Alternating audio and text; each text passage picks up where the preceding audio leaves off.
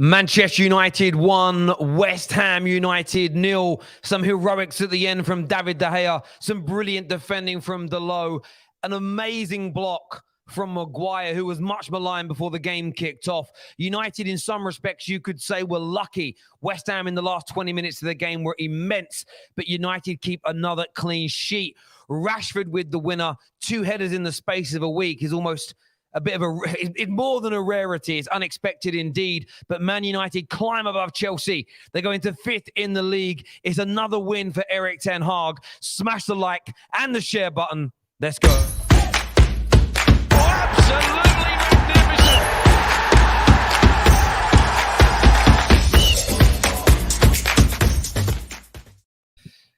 The day that Rashford gets goal number 100 for Man United, they pick up 3 points. They get the clean sheet. But that does not tell the full story. A lucky performance, in my opinion, in many ways from Man United. Failed to win the midfield battle, especially in the second half. And as the game went on, United regressed more. We lost intensity. We weren't able to dominate. Opening parts of the game, we were the better team. There's no doubt. There was a little middle period about 25 minutes in where West Ham had a little bit of a resurgence in the game and a few balls into the box. But Man United were the better team. We saw Rashford's goal, brilliant play between Christian Eriksen and Bruno Fernandes on the right, a powerful header at the back post to give United the lead. And many expected Man United to come out in the second half, all guns blazing, and maybe try and blow West Ham away. United fans have been looking for that emphatic scoreline to match some of the performances of late, but it didn't quite come. And after Ronaldo missed 2 glaring chances, you just started to think, could this be West Ham's day? Could West Ham come back from the brink? Could they get that equalizing goal? There was some brilliant back post defending today from Delo. In fact, it was a clinic. There were some brilliant moments from Lisandro Martinez. And what a fantastic block from the much maligned Harry Maguire. Back in the team today at the death to deny West Ham an absolute certain equalizer. Also the tackle from Maguire as Benrahma was about to unleash. And we can't not mention David De Gea. The distribution of this man is always under question. And in recent years, there have been a number of high-profile mistakes. But today, those years were rolled back. It was like it was 2013 again. The cat-like save from the header from Zuma around about the 80th minute mark. And then at the end, a perfectly hit shot from Declan Rice, whistling its way to that top corner. And there he was, David De Gea, to save Man United from dropping 2 points today. A weird one for me. I'm not happy with the performance, but I'm buzzing. To walk away with 3 points after that, I'm buzzing because our performances recently have been sustainable. We have been a better team. But of course, I'd like to see more, as always. I'm joined in the studio this afternoon by the brilliant Jessica Black and Colleen. How are you both doing? Yeah, great. It's been a great afternoon for us, I can imagine, and especially for yourself. So, yeah. Yeah, Jessie's back with us now. She was at the Emirates Stadium earlier on today, seeing Arsenal smash Nottingham Forest to bits. Deforestation going on in North London today. I was thinking about a joke about it all day. You've now got the joke 2 hours later. No, it took me that long to think about it. But what did you make of the game today, ladies? I mean, for myself, I was screaming in the studio the whole time saying that if West Ham's right back could defend, this is a 0-0 game. But I think credit to Man United and Rashford first, give you guys your flowers, because if this was last season, I think United draw this game. Their defence essentially saved them in the second half when they just wasn't good enough in the midfield to sustain the brilliant work they did in the first half. I don't know. What did you think? I mean, it's one of those glass half full, glass half empty, depending on how you look at it. And I'm sure some people will think about it like we got lucky. Rivals will say you got lucky because West Ham had tons of chances and there was no sense of like there's no grip on the game from Man United in that second half. And maybe a better team puts you to the sword and gets a goal or two in those last dying minutes. But glass half full is that, you know, you worked for those 3 points. There are so many good defensive performances. There was a lot of teamwork, and sometimes you just have to grind out a win. And so I would say it's more of an unsustainable situation if that's every single game. But if this is once, a couple times a season and you get the 3 points, then you can't really be mad about it. So yeah, I look at it as just like, you could look at it either way, but I think from my perspective, if I was a Manchester United fan, I would say glass half full. I agree with that. There was a comment actually that came through here from one of our viewers that says that is unsustainable. Maybe Mr. Patel is a Spurs fan because I've kind of called their performances unsustainable recently. And I think, as Jess alluded to, if United were playing like this every week for the past month, then I would be definitely saying it. The reason I can walk away from this game proud is that we didn't have a good day in the office. We didn't win the midfield battle in the second half.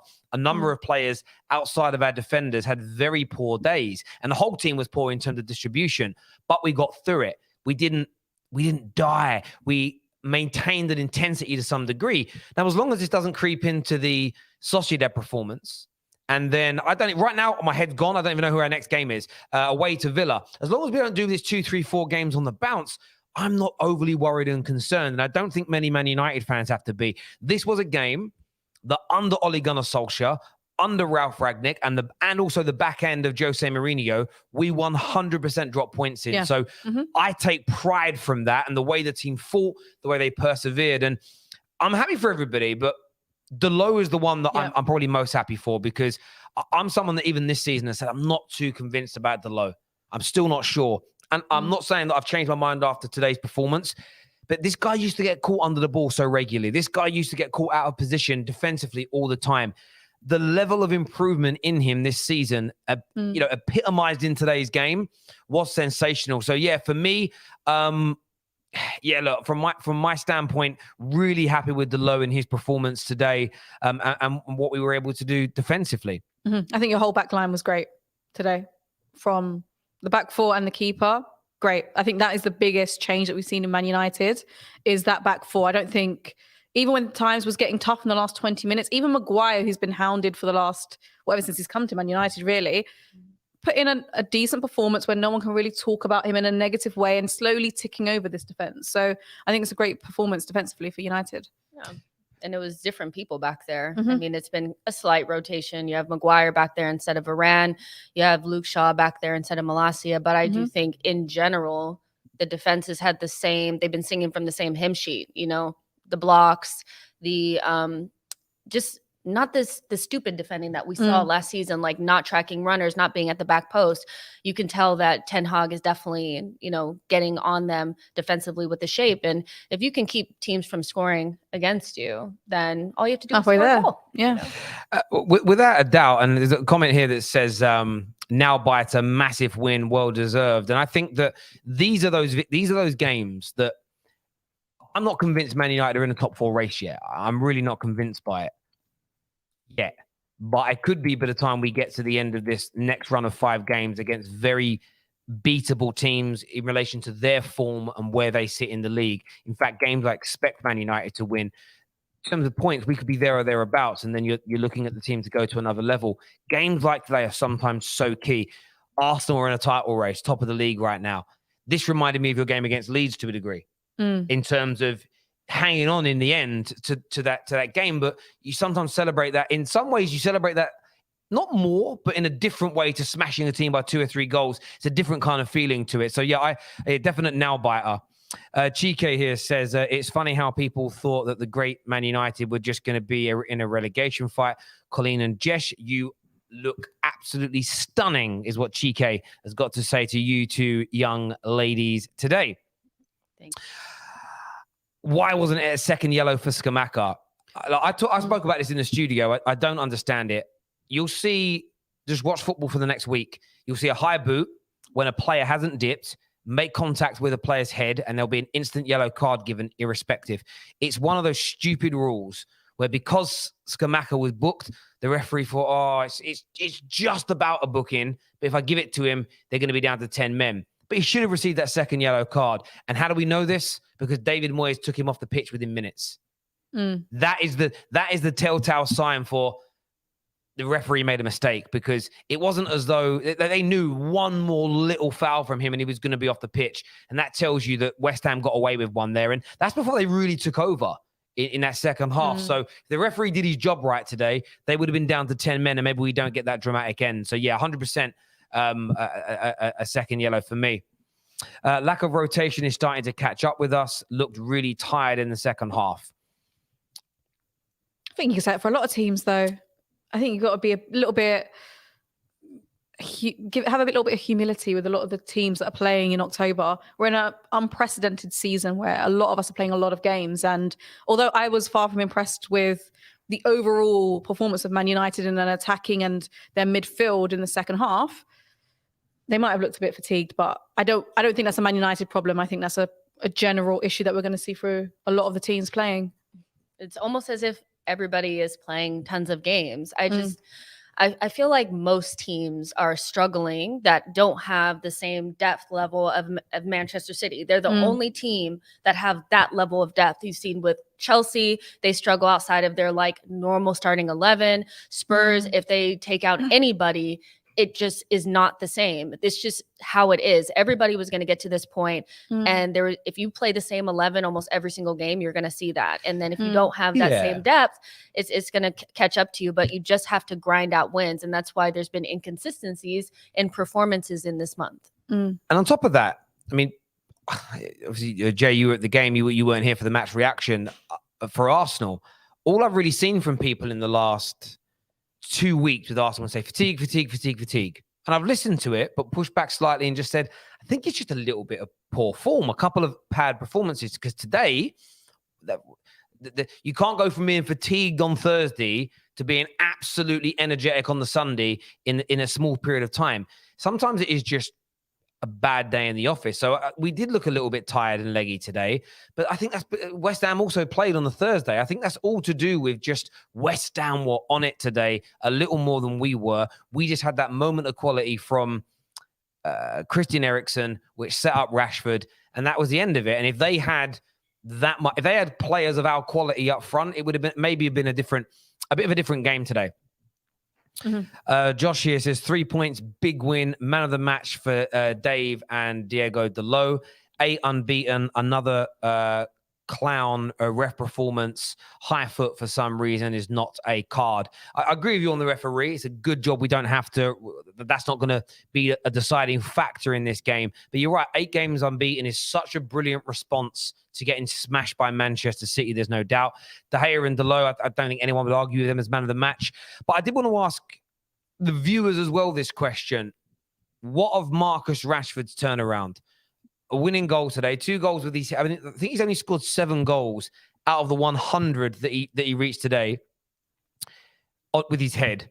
2 of them have come in the last week, and the guy's been playing since sort of 2016, something along. He's been around a while. He's been around a minute, and whatever else. Obviously, he got the winner today. The defensive performance gives those guys man of the match. But what of Marcus Rashford's turnaround, Jess? And where do you think this has stemmed from? Just sticking with him. I think players go through bad form, and Manchester United as a whole has been a circus over the last 12 months. So you have to give players time to work through that form. And it's not like I don't think anybody really truly believed that Marcus Rashford was not a good player. I think some people believe that he was limited, but he's also showing that he can be coached. Like, he's not, some old player that can't be taught new things. He's still young. And I think Ten Hag is doing a good job to round out his game maybe a little bit more. We haven't seen some of that number 9 play, and I think you're seeing that from him, as well as coming deep and doing some interplay and going in behind. So he's a good player, and there was never any doubt on that. It was just when he was going to come back into form, and that's why as a fan bases, I don't really understand why you can see a player that's so good, young, doing a really good job for your club, and then go through a bad run of form and then just completely throw them in the dirt. I don't get it. It doesn't make sense, because clearly he was going to come back into form at some point. So yeah, I think he's doing really well. And I could definitely see him going to Qatar. I mean, he has to be on on Absolutely, the plane? yeah. You know, what do you guys think about that? Absolutely. I think Marcus Rashford had to be on that plane to Qatar. But I think when he was going for that bad vein of form, of course, it was bad, but the situation United were in, it wasn't great. There was no one that I was looking at being like they're playing out their skin or in the form of their life. So I think everyone should have been able to see there was a player in there. And let's just hope he can go to the next level now. I really hope for Marcus Rashford that he can continue this vein of form to the end of the season, go up another level. Because as Tel said, he's been around a little bit, and he's still relatively young. And I want the best for him. And I think that the best for him is at Manchester United. Yeah, I mean, I feel like everybody wants their, a kid from their academy to come through and score 100 goals and be the main guy. And so it's probably a dream for Manchester United fans to watch Rashford come back into form. And I'm really enjoying watching him play. He's definitely been like one of the bigger stories this season in terms of big turnarounds. I mean, you got Almiron, you have Xhaka, you have Rashford. There's been a few. I swear there's a goalie that's come back into form as well that everyone's been talking about. Oh, there was Kepa, wasn't there, until yesterday. In fairness, he did get injured, but I think with Rashford, of course, there's still areas for him to improve on. And I tweeted something during the game, which I ended up deleting, not because I maybe didn't word it the way I wanted to, because you get people straight away. I said that everyone who doubted Rashford looks silly now. And I got people screenshotting a tweet from mine. I don't know how long ago it was, maybe the beginning of this season.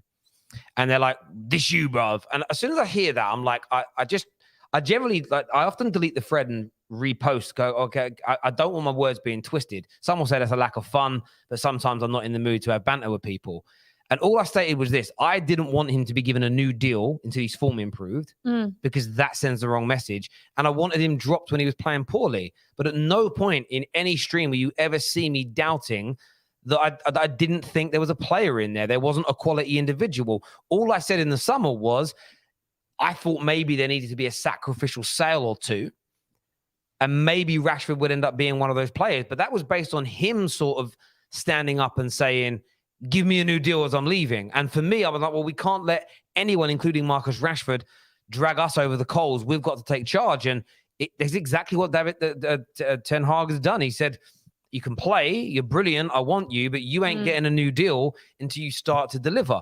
And I think he's played 15 games this season, 10 goal contributions, a match-winning performance against Arsenal, a match-winning performance against Liverpool, a match-winning goal again today, some very good appearances so far in the league, excellent in the game against Everton and a few others where he didn't actually score goals in those games. And yeah, I'm really impressed. There's a comment here that says, "Terry, you're a liar. You wanted Rashford out." There's a difference between wanting a player dropped from your team and saying they're not good at what they do. So there's a fundamental difference there, my friend. It's like the people right now that I think Ronaldo's got to leave Man United, but it doesn't stop him being one of the greatest football players of all time. There is a fundamental difference between never rating a player and saying he's always been trash, and that poor run of form was an indicator of him always being bad. The 3 or 4 good years before that were a fluke. There is a fundamental difference. And like I said, if he carried on playing like that, I wanted him gone. Why would I not? Why would you? Imagine Rashford kept playing like the last year for the next 2, 3, 4 years. Tell me why any fan would want that at their club. All people are trying to do is twist my words here, and it isn't going to work. It isn't going to work, my friend. It's as simple and as straightforward as that. Terry, Rashford was poor. Okay, if you thought Rashford was poor today, I don't think you understand football. One, he scores the winning goal, which is brilliant. He had another very good header that was just saved.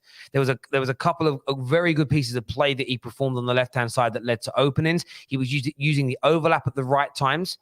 He had a good game today. No one in the Man United team, by the way, outside of their defensive duties, would probably get a rating of above 6.5, 7. But Rashford over the course of this season is getting back to the very best Rashford that we know. And that's a player that scores goals. Goals help win you those games.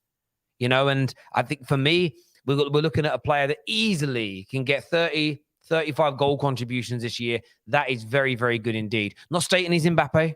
Not stating he's going to be the next Messi. Just stating that Rashford is a very good football player and a very productive player when he's in form, and it's good to see him back. And if you're a United fan and you're not happy that Rashford is being productive for your team, that is probably the strangest take I've ever seen someone have towards their own football club. United scare me and Arsenal scare Terry. 100% top 4. Maybe listen, I wouldn't say 100% top 4 just yet, with 2 of those places already 100% taken. Spurs, most people believe they're going to be a shoo-in, but maybe United are putting themselves in a position. But before I talk about top 4, I need everyone that doubted it to say, Terry, Man United are a very good team, because I'm not saying it until you do. I'm going to be hashtag Team Petty on that one. Bro, Rashford is known for scoring winners. Yeah, not in the last 18 months. He hasn't. He hasn't been. Has Martinez been the best centre-back in the EPL so far? I've got a biased opinion there. Well, I know that you two are going to say Saliba, right? You're going to say Saliba? Well, I'm definitely saying Saliba. Yeah, Okay, so let me rephrase this question to make it non-biased. Discounting any Arsenal player, has Lisandro Martinez been the best centre-back in the league this year? Yeah, I definitely have him up there. He was in my top 2 anyway, if it was including Arsenal players. I think, especially with the context of all the fan hysteria, the punditry, the Sky, views on it. There was a lot going on with Martinez, and he's done what any footballer needs to do to sign at these critics is on the pitch. And today, phenomenal, and other performances, phenomenal. Saving Man United. And this is the difference between Man United drawing games and winning games. When you can only muster 1 goal, he is the difference. Yeah. I mean, he's been really, really good. I think he's making, like Colleen's already kind of said, a lot of headlines because of how low he was on the totem pole in terms of like what people's expectations were. There was like a lot of hoopla on his size and all this kind of stuff. And I think, there's been some other really good center backs that people have been speaking about. Sven Botman has actually been really good for Newcastle as well. And he just came in, and I think they are the best defense in the league, if I'm not wrong. So, there's a couple of them, but he's definitely top 3. I would say. Yeah. Do you know what? I'll include all players. I won't discount Saliba. I just want to hear your views without Saliba's name being mentioned. Saliba's been brilliant. I think Akanji deserves a huge shout out. And I'm talking about centre-backs, like pre-existing centre-backs as well. Akanji's been excellent this year, there's no doubt. But for me, the reason I picked Lisandro is because of how much he has elevated Manchester United, and it's his ability to come out from the back. Everybody said it. Today, you saw him up against Scamacca, who was about a foot taller than him.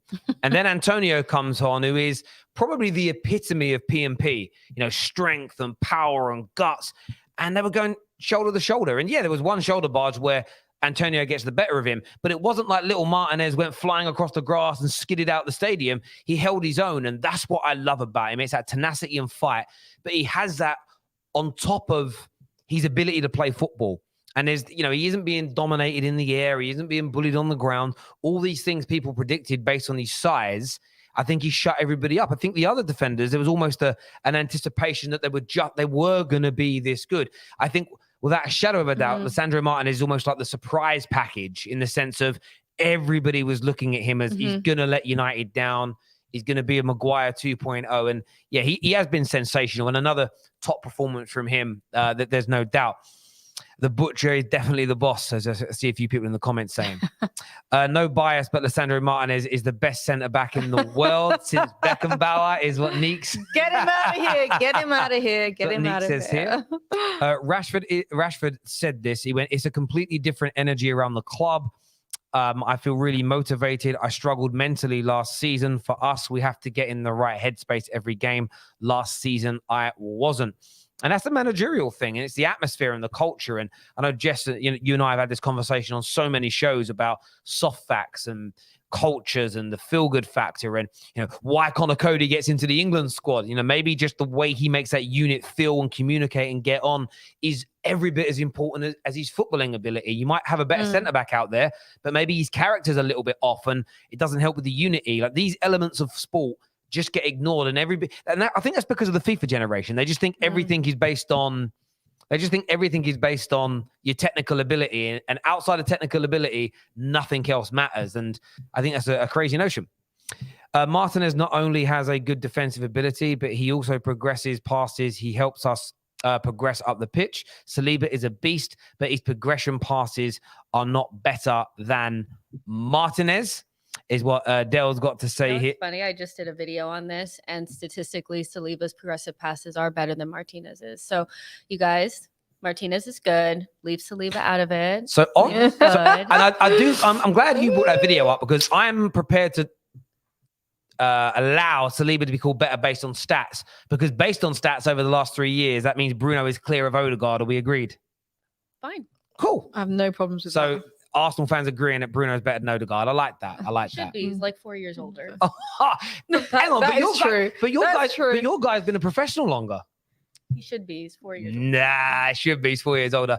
Amazing to see all three Arsenal fans on the panel. Thank you, James. I appreciate that. This is a good question. Match day. We'll come back to this one, actually. I want to come back to this one a little bit later in the show. We'll come back to that a bit later. United look really good defensively, and shout out to David De Gea. I'd rather have a world-class shot stopper than a ball-playing goalkeeper if I had to choose one. Yeah, if it's either, good ball player, average shot stopper, average playing out from the back, world-class stopping shots, I'm with you. What I really want is both. You need them both here. Do you know what I mean? That'll change as soon as Ten Hag gets a new goalkeeper. That'll change when he's playing out of the back. You'll say, I'm so glad we have a ball playing center back or ball playing goalkeeper. You know, I mean, it's 2022. The modern game is the modern game, and it's changed so much. And I think De Gea is a phenomenal stop shot, and everything he's done for United over the years, even his, out of form season, shall we say, but we're not picking either or here. And I think Terry would agree. You would, if you really could, elevate that area of De Gea's game. Oh, listen, I love David De Gea. I've got so much respect for him. But we need a goalie that can stop shots like him, who can also play out from the back. Because look how much Man United have improved this year through Martinez's ability to play out from the back. We've gone up another level. If you have a goalie that can then do that, and then you improve the midfield further, and you improve your front line more with Ten Hag's style of play, let's not overanalyze it, because football is not rocket science. You don't need the brain of Brian Cox or Elon Musk to understand that football is a fairly basic sport, and a player and a manager like Ten Hag needs all of these players to have good technical ability. And if you don't have that on the ball, you're going to struggle. So yeah, I agree that I don't want someone great with their feet who's bad at stopping shots. I don't want Bravo in our goal, as Man City did. But yeah, we need our own Alisson. We need someone. There's probably no one of that level available, but we'll see. Martinez is more helpful to United than Saliba to Arsenal. Because your defense was worse. Yeah, you had further to go. See, I don't know if that's even true though. Not the defense is worst thing. That help him more. Saliba's come back into Arsenal, and they've gone from being 5th to 1st. Man United have gone from being 6th to 5th right now in the league, but we are a lot better in terms of performances. I think Saliba, along with Gabriel Jesus, those two in particular, and maybe the big improvements in Xhaka, have been a huge march forward in terms of Arsenal. And there's no doubt. Look, for me, I know everyone wants to put their player out on top. For me, it almost becomes a little bit, not a pointless argument. It's well worth having the conversation. But for me, they've both made huge strides in their area. Yeah, we both play differently in terms of how we dominate a game and how much we need to rely on our defenses in both a defensive unit and in an attacking one. So it's a good conversation, but I think context is key for both of them. Ryan here says Ramsdale isn't as good as you girls think he is. I've got a dossier on the geezer. I don't know who said that. Who said that? Who said that? Nobody's Not me. even talking about Ramsdale. I didn't hear it. Maybe they felt the vibes though. The detrimental effect Maguire has single-handedly on our build-up is crazy. Never thought I'd say this, but we miss Lindelof. Forwards need to improve. I wanted to ask you on that, because there was, in the first half, I was reading tweets from people. I felt I didn't want to get involved, that were just screwing. It was like today's performance was because Maguire was back in the team. There was some slamming Ten Hag for bringing him straight back in, even though Lindelof and Varane are both out injured. Watching the game, did you think our lack of ability to control the game in the second half, especially, was down to Maguire playing? I mean, for me, no. I think you had bigger problems on the pitch. You had a massive hole in your midfield for the second half. And I don't want, personally, I don't know how you guys feel, but I don't want to feed into this Maguire narrative. I don't think it's constructive or helpful to Man United as a whole to be honest with you. I think Maguire needs to come in, have a solid performance, just do the basics right, considering he's not even fourth choice at this point. And he got a nice block in. Okay, there's little areas where, you can see the differences, especially when you have a lot of centre-backs now pushing up to the halfway line and really pushing the play, which Maguire does try and do, maybe not as well as Lindelof, but I don't personally want to get onto Maguire too much. I don't think it's necessary. Yeah, I mean, I don't know. I think Maguire is just he's better when he's closer to your goal and he's doing a lot of the heading the ball out and doing a lot of the in the box defending. He's not amazing on the ball, but I'm not sure that was Man United's issue. I do think that most fan bases have one or two scapegoats where when things are not going right or they're not happy with the performance, it naturally just goes back to that person. And I think you have to look back on your midfield's performance before you look at Maguire. Yeah, 100%. I just can't see it being him today. Yeah. I agree with that. Listen, he wasn't great in the first half, but nobody was. And I get sometimes correlation doesn't equal causation. And Maguire, without Maguire's block at the end, and also a great tackle at the death, we could have dropped points today. Defensively, I think all of our defenders played well today. In the defensive side of things, nobody's distribution was outstanding today. But of course, there's a regression when he comes in over Varane, because Varane is world class. And I think it would be wrong to just say we're bad because of Maguire. Equally, Maguire had to come back in today.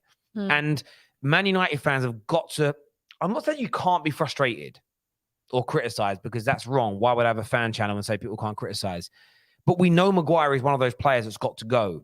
But he ain't going now. He's not leaving. He physically can't leave us. There's nowhere you can't transfer a player out. So there are going to be games. This is why I'm not getting overly hyped around top four as of yet. This is why I'm not acting up all the work he's done, because multiple players like this have to be moved on and better players coming in. And I actually don't think it's his distribution that's the biggest issue.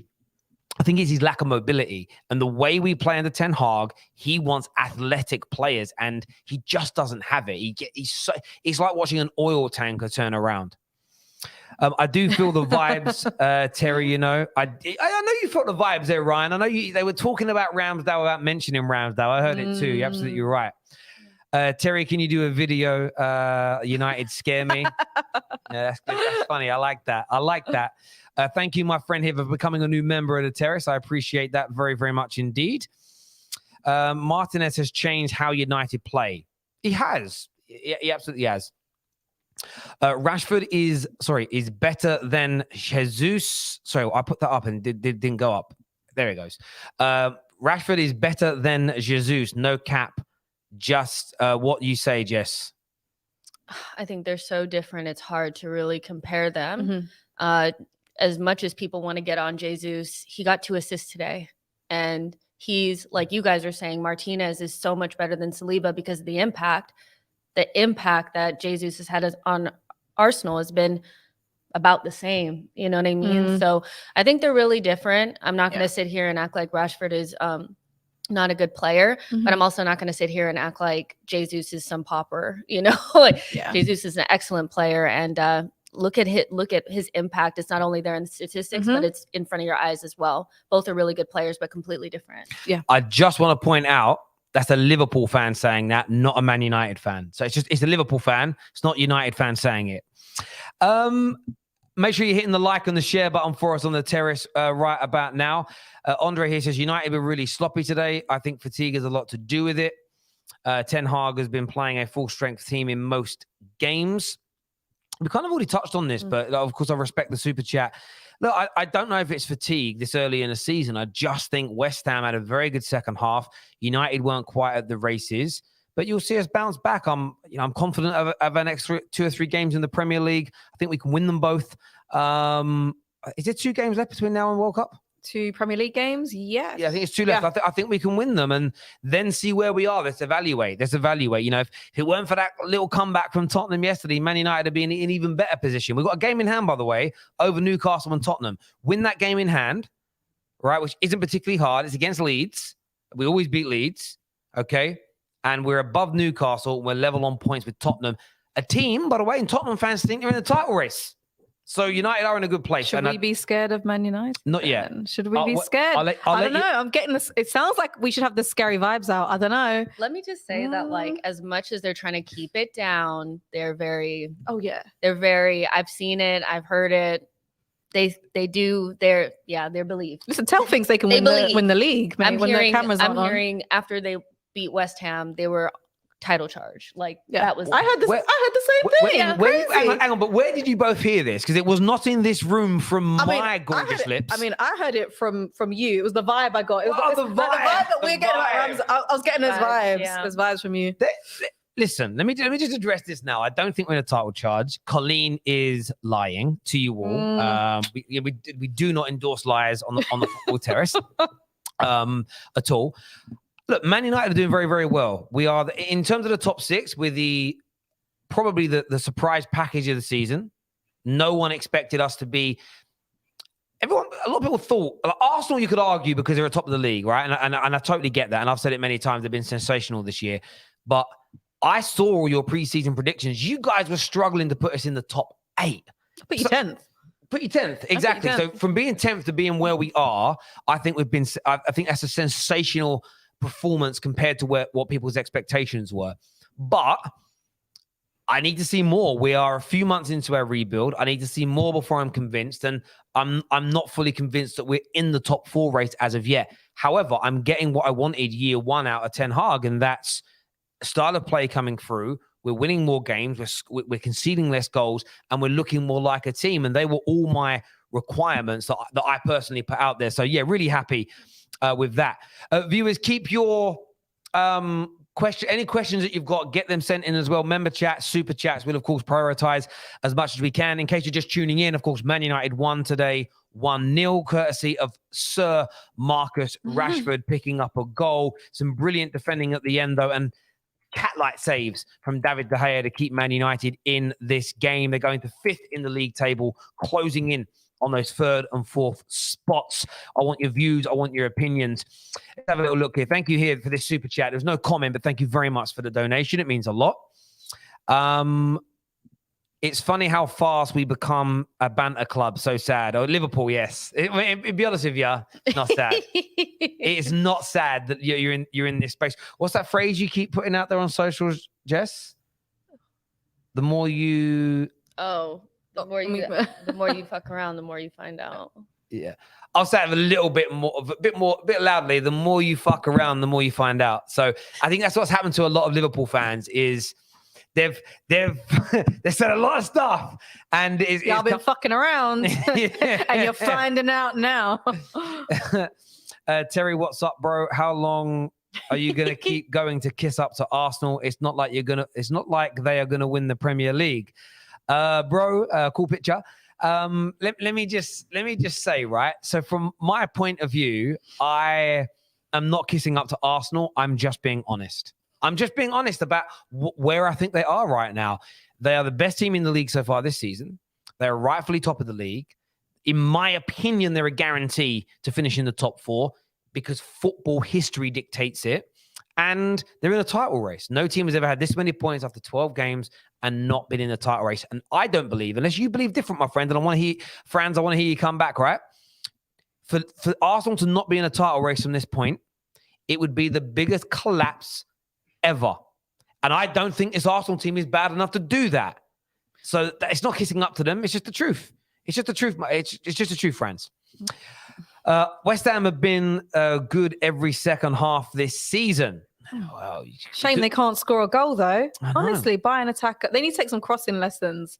You saw David Moyes' apathy at them. You think with West Ham from last season that they might be able to just push on just a little bit, and then they just kind of just let you down a little bit. I was disappointed their second half performance, to be honest with you. You know, when people like on Twitter will be like, you must be really sick watching this so-and-so team downfall.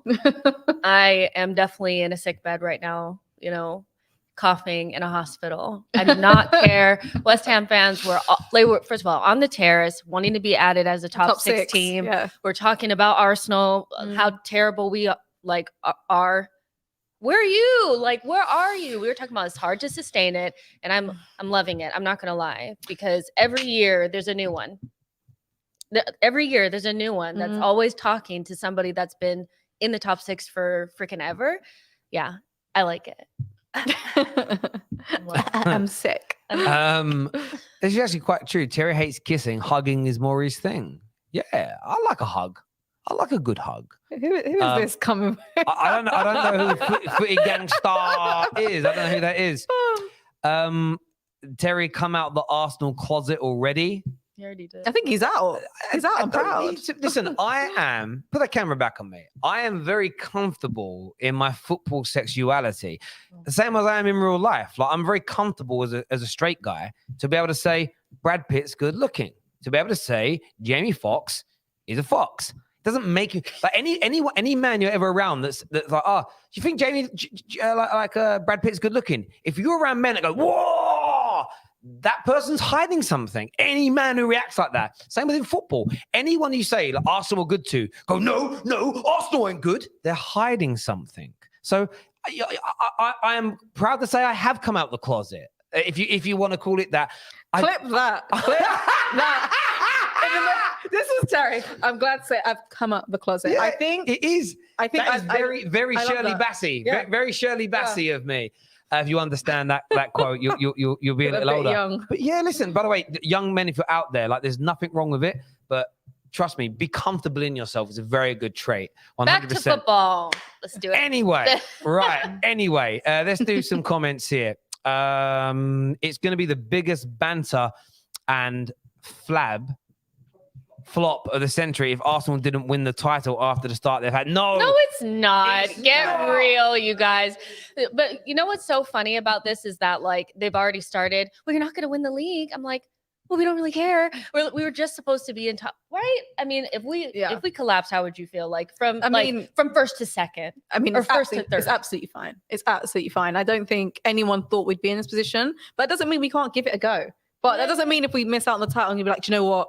Arteta out. This is the biggest collapse ever. Because it's not. If this was like, prime Liverpool Pep era, Javon, I don't care what you have to say. I don't care. Just a couple seconds ago, you were talking about how bad Chelsea was. Like, you need to focus on that. You need to focus on that. Focus. No, I'm sorry, but De Zerbi took Potter's wand yesterday. You can't say what you're saying right now because yes, we can. No. If Arsenal went on this mad run and then lost the title, you tell me you're going to be okay. It's okay. We'll sit back. I'll be disappointed. We'd be disappointed, but like no, because like Terry said, here's the thing about this is when we were making predictions before the season started, nobody really had us in the top 4. A lot of people had us 5th/6th. I know Neeks had us in the top 4. I think maybe Terry did as well. But if you're talking about we should be in the title race and upset if we don't win it, then what you're saying is that we're the best team in the league. And if you're not going to say that with chest, then I'm not going to say that I'm going to be upset if we don't win. But that means predictions are predictions. Like, we're talking about performance here now. So we're the best team in the league. So we're the best team in the league. Sorry, say that again. So we're the best team in the league. At the moment, yes, because you're at the top. Okay, so good. So we're the best. So I don't understand. You're the best team. You're the best team in the league right now. So if you lose it, you should be vexed. Okay. Why not? Well, I just wanted to hear that we're the best. This is a fruitless conversation because we're winning it anyway. I've got my N5. Okay. I just want to say to the viewers, Javon's got chest today because his wife's here. He's got he's big man today. Wifey's in the building today. So there we go. Look, some more super chats here. More questions coming through. There's one that's it's not a super chat, but someone says, Terry with full chest, where will United finish this season? Oh, stay tuned. Stay tuned for that. You guys have to wait until like we'll stay tuned. I'll let you guys know soon, like what I've heard backstage and stuff like that between Terry and KJ. Okay. Let's have a little. It's different than what I'm hearing. Oh. You're saying you got some tea. Giggling, man. It's a lot of, oh my gosh, KJ. What do you mean it's different? It's different. What are these lies? It's a lot of. So you are a liar. Because it's very quiet and it's, oh my gosh, you see what I do? Yeah, man, if we win this game, then we're going to do this. This giggly. Like, it's totally different. The vibes are different. What is this? What are these? Come on, now I can see you. What are these lies? What are these lies you're talking? You're playing it down, but you know that you and KJ both feel you're in this top 4 race. See, let me go back. Sit on No, my. I thought that Terrace didn't endorse liars, but here you are lying to the good people who subscribe to the channel and watch you See, every single This day. is not it. This is what I've actually said, and I'll address this with full chest. What I've actually said is we are playing very well. We're a handful of points away, okay? But I'm not convinced yet. I actually said, and I'll respond to that comment, is this. We'll come back to this one in a moment. These next 6 games, one of which was today against West Ham, at the end of that, I may reassess where I think we could come this season, because that's when we've played pretty much everyone in the league. We know where we are.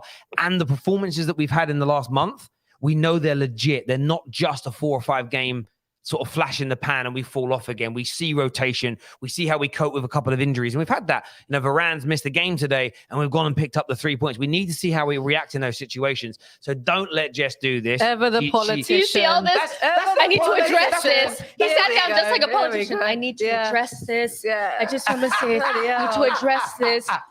Are you going to be the new prime minister at this rate? I could run this country a lot better than those conservatives, 100%. The problem for me is, I could do it. Don't laugh at me. I definitely could. The only reason no one would vote for me, though, because I'm Cockney and uneducated.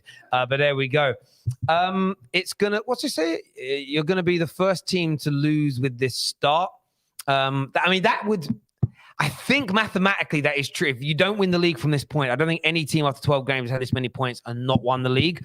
But it's against Manchester City, which is yeah, you've got, but it isn't as though you've got a 5, 6, 7 point lead. Like if they have this many points, They're trying so But there we hard go. to do. They're trying so hard to do us clean. They're not going to do it. Manager here says Martinez is the best centre back in the Premier League right now as a midget, as most people call him. Do you know what? For being his height and being this good, that's legendary status.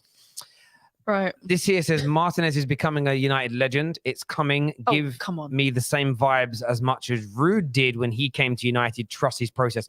I'm sorry to say this. I'm probably going to lose you as a viewer now. Ruud van Nistelrooy is not a Man United legend either.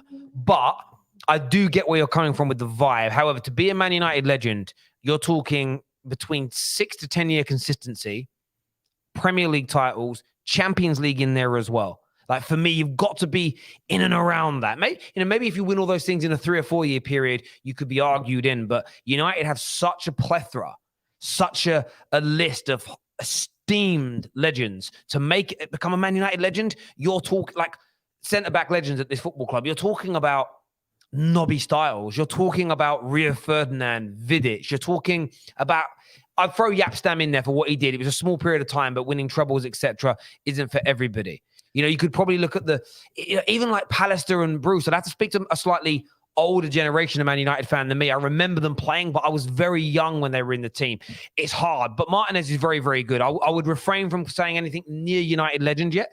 Maybe cult hero potentially, but legend being a legend at Man United is one of the hardest things in football to achieve because of what the previous legends did. You can't be one until you match them for me. So Can I say something though, really quickly? Like this reminds me now that Man United fans, like think about how you feel about some of these players now. They will inevitably go through some form, like some bad the words right out my form. mouth. They'll have bad games. Remember this, because if you guys turn around and crap on Martinez the way that you guys did Rashford, I feel like that'd be that'd be really disappointing because he's such a good player, but he will go through a down period in form. Of course, but listen, I know that you're not meant to gateway other fans, but the Man United fans who turn on Bruno, there's a difference between saying a player needs to be dropped or a player isn't performing or you're unhappy with the player's behavior, attitude, whatever it may be.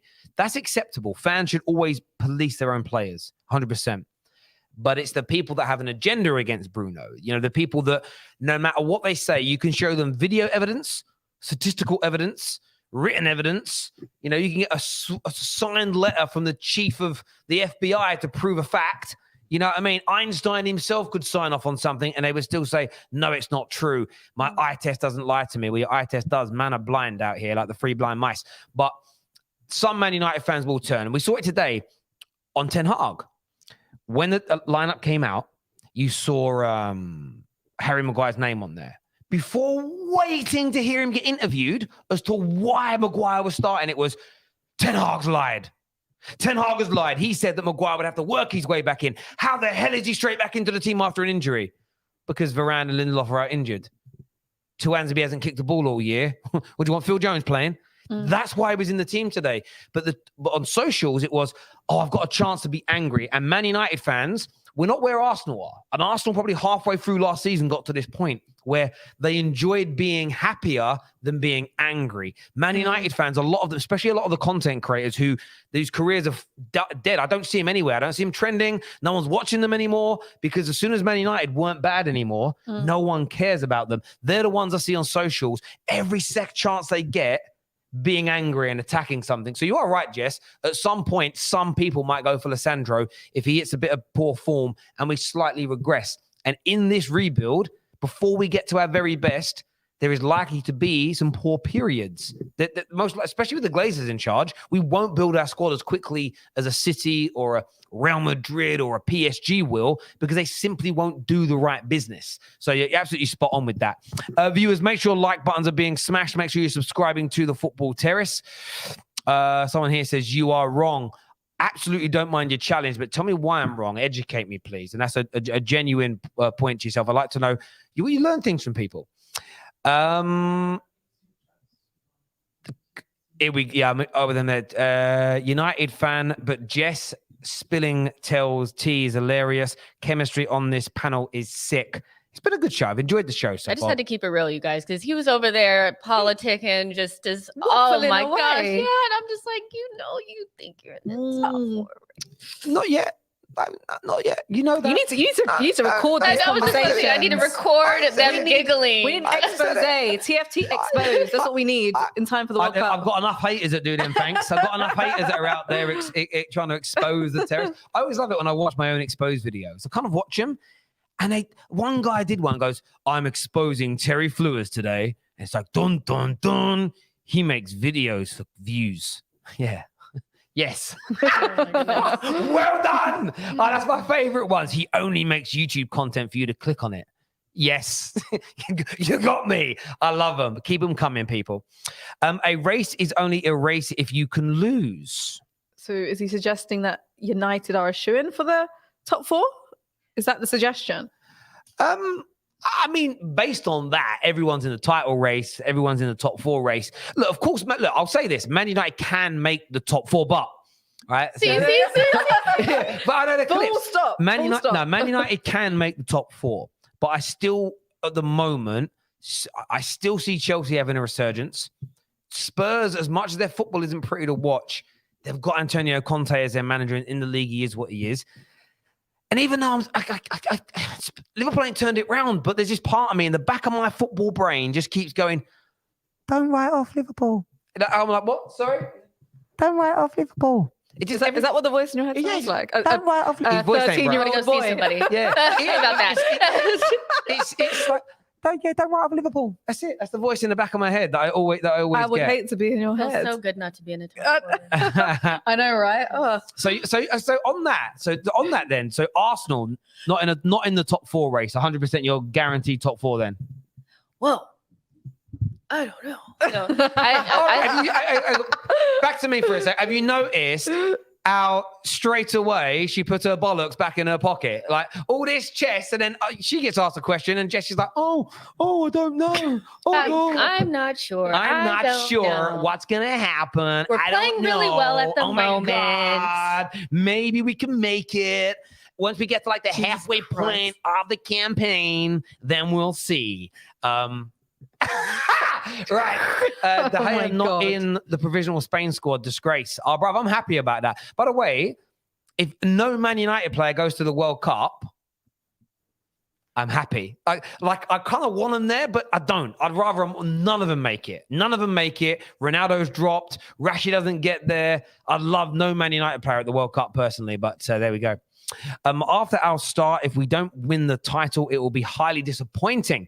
Have to take the chance we have. Strengthen in January. Time is slow. We touched on that in the other stream. Yeah, no, definitely. Now's the time. Definitely. Harold says, we are doing well. Only one more game than Haaland, but we have managed the same amount of goals. David De Gea is still amongst the top goalkeepers around. Yeah, look, man, that's where United do need to improve. Goals scored. We're not scoring enough goals. We're not being clinical. And by the way, before, West Ham did have their resurgence in the second half. We haven't really spoke about him today, but Ronaldo should have scored. Like that man today, Ronaldo today, it's so hard for me. It's like having a go at one of your kids. I love the man. I love Ronaldo. But his body is done at this level. Those hips don't move. The timing's off. I love you, Ronnie, but please, let's get rid of him in January. Let's invest in a younger model because he should have put that game to bed. Yeah. If he gets that goal from that cross from Shaw or squares it or scores when he gets well played in by Rashford, well, that's it. Game over. In the overall of the game, Ronaldo in the first half was not playing as the Ronaldo that we've known and how he played in the second half. He was a little bit deeper, playing a little bit more of a playmaker, not needing to make those extra runs or be the furthest man forward. But the problem is in the second half, when you weren't playing deep per se, but you were not dominant. So you were starting to play on the break. And in those instances, the Ronaldo that we all remember, that's no longer him. He doesn't have the legs anymore. And then that's when you see the deficiencies in a United squad in an attacking sense anyway. Couldn't agree with you more. Couldn't agree with you more. And it's horrible to say it. And I know a lot of the Ronaldo fanboys hate it. You've got to praise him no matter what. But I'm a Man United fan first and always have been and always will be when it comes to players, legend or no legend. Orchie says, Orchie here. Even as a Spurs fan, have to say the ladies are gorgeous. Genuine question. After this great start, how do you feel how would you feel if after the World Cup and Christmas, Arsenal drop off and end up 4th, 5th or lower? Would it be Arteta out? We're not going to drop out of the top 4. Fifth or lower. Listen, I'll be there outside London Colney dragging Arteta out with his hair gel. You understand? Fifth. Are you no, it's impossible. I think I might cry. Live. I will cry. No way. I'm not even thinking of that and saying that. I don't think Arsenal will drop out. I mean, I can't answer this. I'm not an Arsenal fan in terms of Arteta sure? or out.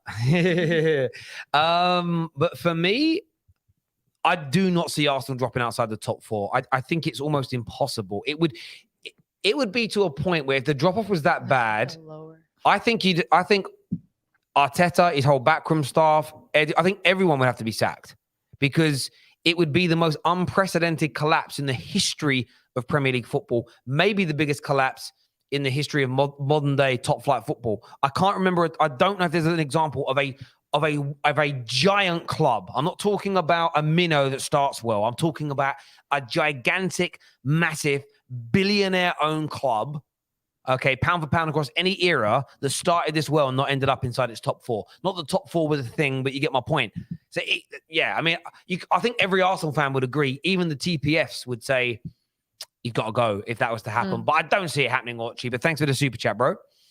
Arsenal have to get 90 points just to compete with City.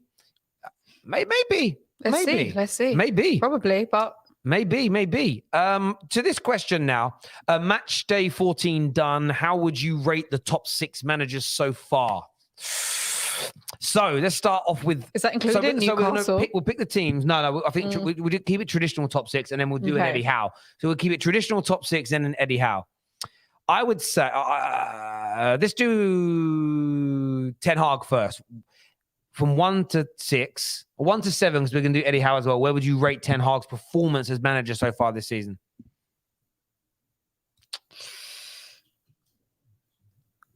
4. Yeah, I was about to say 4th.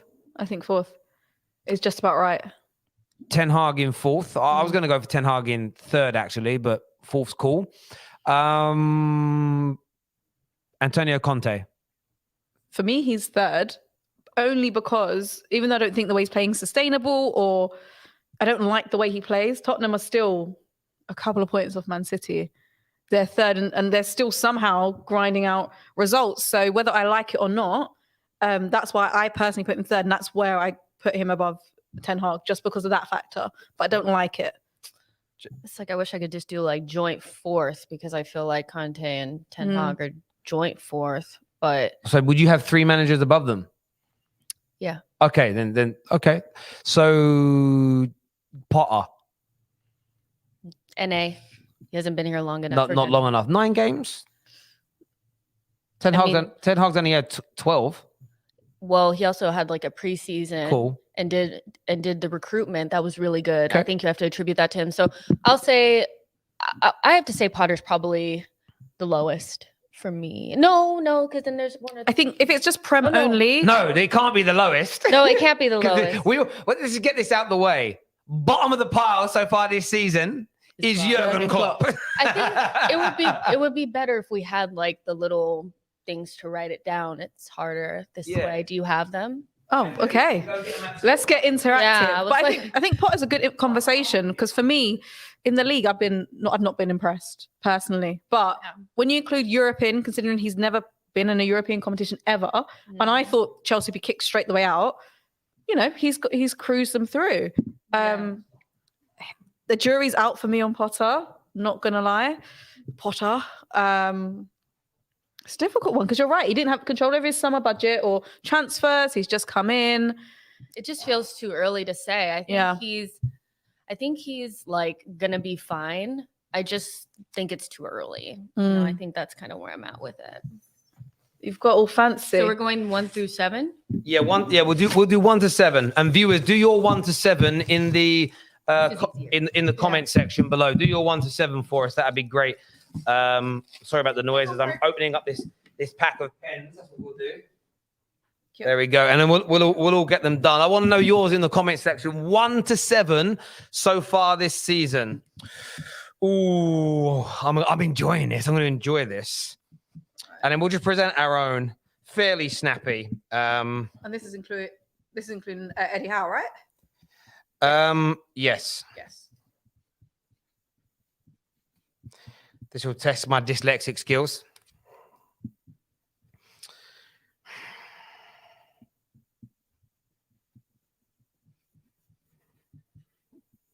Need the little elevator music in the background.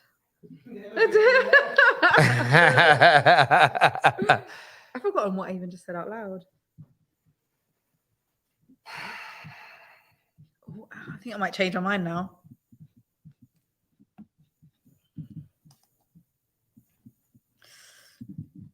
Right. There we go. Right. I'll do mine first. Mine's kind of dumb. So I'm seeing lots. We'll star a few that we'll put up on the screen as well. We'll get Juventus. So mine, in 7th place, I have Jurgen Klopp. Abysmal start to the season. Awful. Just awful right across the board. So yeah, number 7 for me. I don't think it needs explaining. In 6th place, I have got Graham Potter. That's been because the last 3 games, he's failed to win a football match. And that's 3 games on the bounce without winning, which is very, very poor. Then in 5th, I have Antonio Conte. And I have Antonio Conte in 5th. You can see mine here, a little sneak peek. Because, sorry about the terrible handwriting, but I am not very smart with writing. Antonio Conte, yes, they're 3rd in the league. But every team they've played inside the top 6 / top 7, they've lost to. Okay, the style of football is poor and they're hanging on. Man United win their game in hand. They go joint level on points. Newcastle are closing in fast. So I've got him in 5th. Ten Hag I have in 4th. And I believe he's done very, very well. But it's just 3 managers that are doing better than him. Eddie Howe I have in 3rd position. I have Eddie Howe in 3rd. And the reason that I don't have him in 2nd, I have Pep in 2nd, is because Pep is managing Champions League and Premier League at the same time. And of course, City have been excellent this year. And number 1, of course, has to be Mikel Arteta this year. No one saw them being top of the league. They're clear at the top, doing well in Europe as well. So that is my top 7 there. Klopp, Graham Potter, Conte, Ten Hag, Eddie Howe, Pep, and Mikel Arteta at number 1. We'll do Collins next. Fair. I think 7th is not a hard one to pick. Klopp. Same. Yeah, Klopp is at the bottom. He's probably going to stay there for the whole season. I have Potter 6th just because, as we've already discussed, there's not much I can really judge him on at the minute, and I've not been overly impressed. And I changed my mind a little bit from when we just spoke. I then popped in Ten Hag, only because going back to the beginning of the season, just seeing how they're slowly progressing. I think Man United are doing okay now. I think they could be a little bit better in terms of a whole 90 minutes, but. That's no shade on them. I just think Eddie Howe pips him to number 4. And I think that needs no explanation around Eddie Howe. What he's doing with Newcastle is phenomenal. If he can turn around Almiron, listen, there's hope for any footballer out there. There's hope for anyone. I've put Conte third, and I don't like the way Tottenham play. It does feel unsustainable. I just think it's awful. But they're still, as of now, they are still third place, a couple of points off Man City. So, whether I like it or not, they are in and amongst it. So whether that lasts is a different story. But as of now, I've got him third. Second is Pep, just because City have been phenomenal. But they've not been that phenomenal because they're not top of the league. And that has to go to my baby boy, my baby love, Mikel Arteta. Baby So are you love. not going Big to love. leave us for Villa then? Because you're man. This is a difficult topic to discuss. I haven't See, made any of my So decisions basically, yet, so- your Dracula-looking fancy man boss comes back and you dye your hair black. Yeah. Listen, Emery came back, so did the real me. I was like, Emery's You're, back. you're going to turn up to Villa Park all looking like all up Morticia. Like, please come to me. Please come Listen, to me. it's Halloween tomorrow. If you see me in Birmingham, don't ask any questions. Just know. There we go. What you saying, Jay? Yeah, Klopp 7th. Nothing to add. Potter 6th. Same thing that Colleen said. It just hasn't been long enough, even though I do think he will come good. Ten Hag, I have 5th, just because it's hard for me to put him above Conte right now, because I do think Conte is doing okay with what he has. So that's why Conte is 4th. Yeah, not great football, but he has them, close to the title. They may come first in their group in the Champions League. He's doing a decent job there.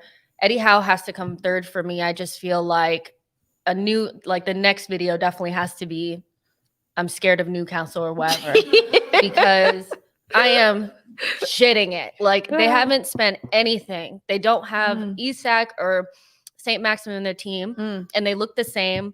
Consistent goal threat, good at the back. That's a good job done by Eddie Howe, and I just always liked him. Pep 2nd, and Super Mikel Arteta, because he's in 1st, and nobody expected to be there. Yeah, I do think you both done Ten Hag dirty there. Well, I mean, you did get battered 6-3 and you lost 4-0 to Brentford. Yeah. I do understand. I do understand that, but obviously, when you judge the overall season, like, he is just come into a team. The rest were there last season, okay, barring Graham Potter. And I think, by the way, Graham Potter might have been a one place up for me if he hadn't in his last 3 games.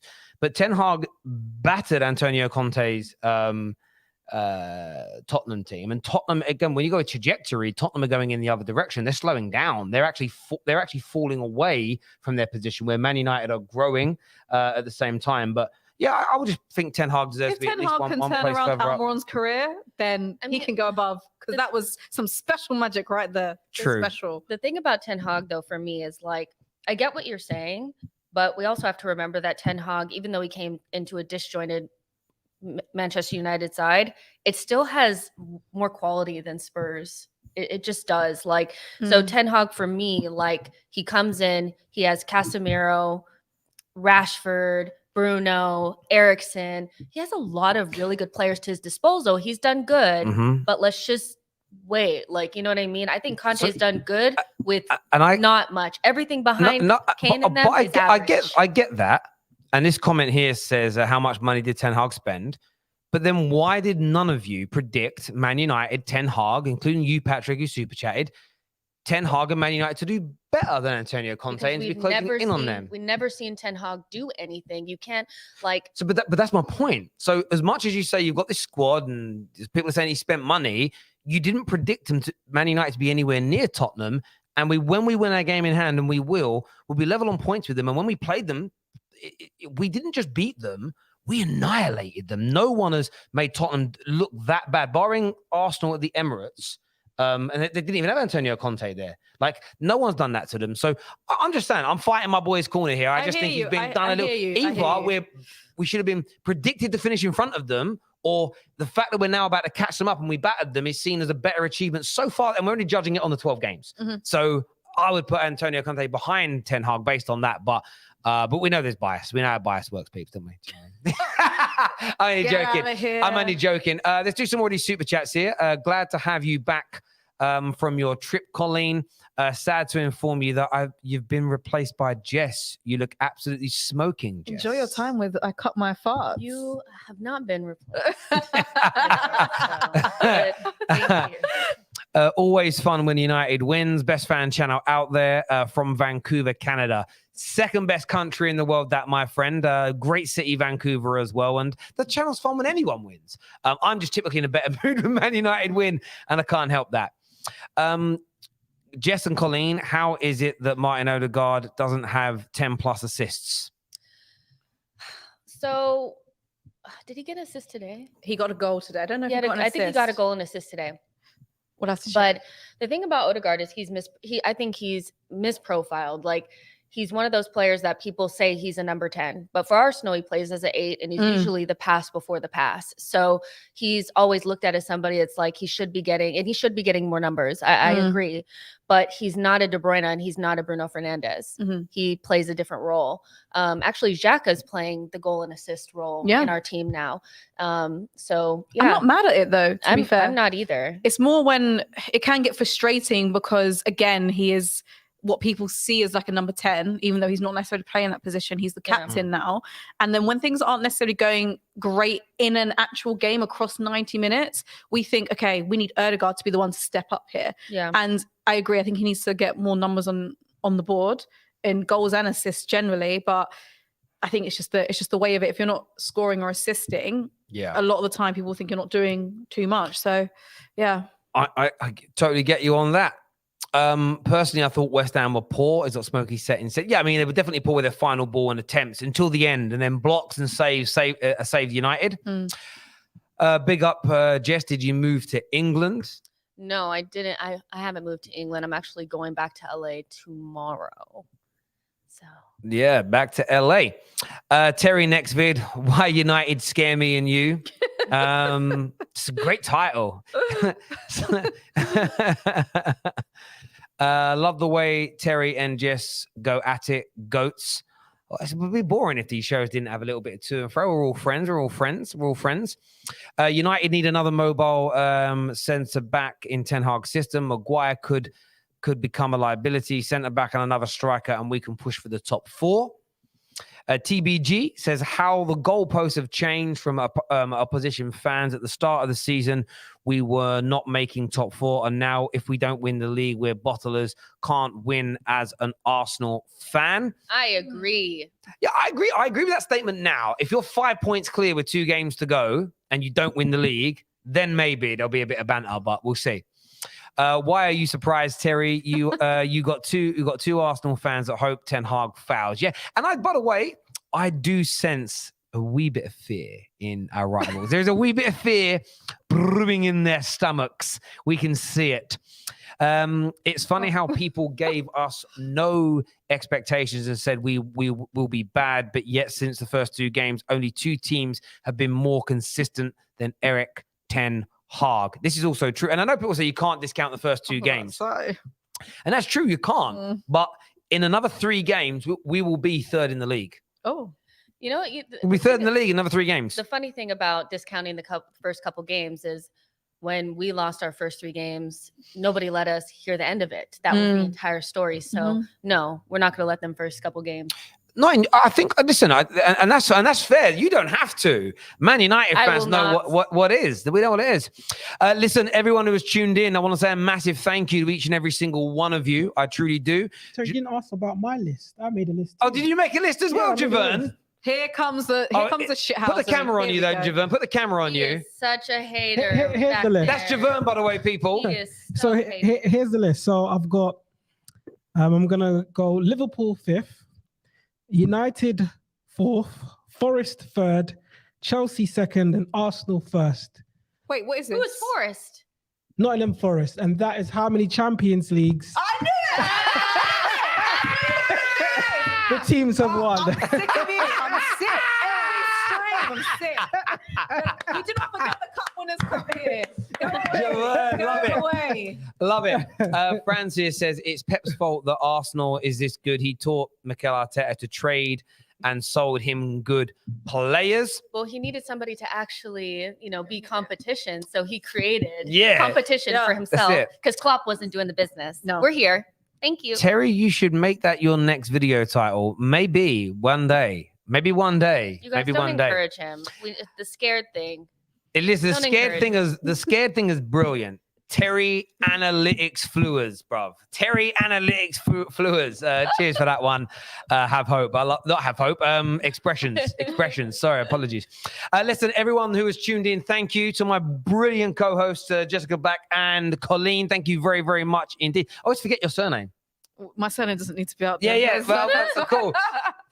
Javerne over there on the tech, thank you very, very much indeed. And to you, the viewers, you were absolutely fantastic. My super chatters, my members, my viewers, I love you with all my heart. Until next time, take care. Goodbye. God bless. And we'll see you all again soon.